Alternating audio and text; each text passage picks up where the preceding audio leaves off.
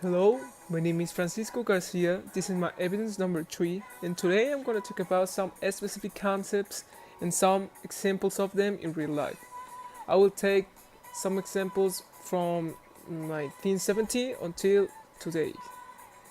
First of all, I will start saying the concepts and what they mean. So, the first concept is globalization. For me, is a process in which there are combined international relations of diverse types. Some example of them: cultural, commercial, social, economic, and political aspects. Terrorism is a succession of acts of violence executed to infuse terror in areas of politics. With this, they try to achieve the destruction of the order or the creation of insecurity and fear, with the aim to intimidate the adversaries or the population in general. Now, the next concept: unipolar world.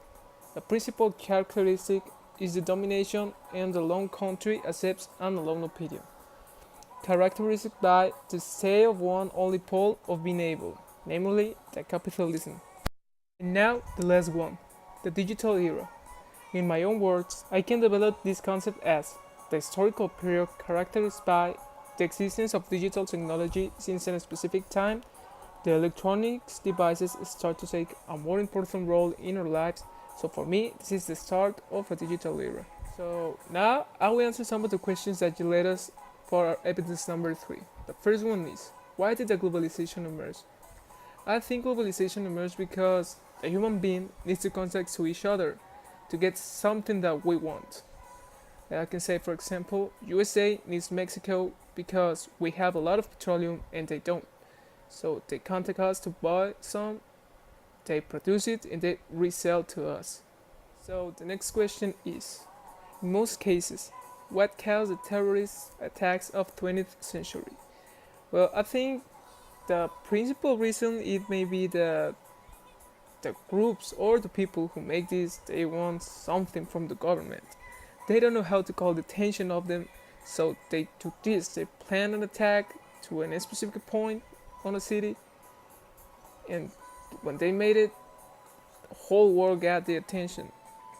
So they do this to infuse terror, to feel like they are overpowered, and to get something special, but they, like I said, they don't know how to ask for it. So the third question is, how does the end of the Cold War relate with the unipolar world?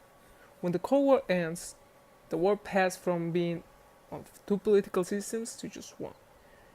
When USA beat the USSR, they imposed their political system. So they passed from being two poles to just one, leading by the USA. And now the last question: how has the digital era influenced today's society? Nowadays, we can't live without a cell phone, or a computer, or an iPad, or an iPod. We start to depend of these things to live. We need them almost for everything that we do. We need it at school, we need it at work, we need it at our daily life. We can't live without Facebook, WhatsApp, Instagram, Snapchat, because we start to depend of that things. The digital era influences states because since a specific time they create this, and now we can't live without them. So now, passing through other things on my video, I will put you some real life examples of the concepts that I mentioned. I will say it in the same order, starting with globalization. A real life example of globalization is the creation of the North American Free Trade Agreement. This one is confirmed by the USA, Canada, and Mexico. I put this example because it's simple and we all know about it. Mexico and Canada depend of USA in some specific areas, as Canada and USA depends of Mexico in some others. This one is a clear example of globalization. When Mexico needs something, they call to Canada or the United States to see if they have it, in the same way as Canada called to Mexico and USA to see if they have other things that they need. Now, the next concept is terrorism. Another example we all know is the attack to the Twin Towers.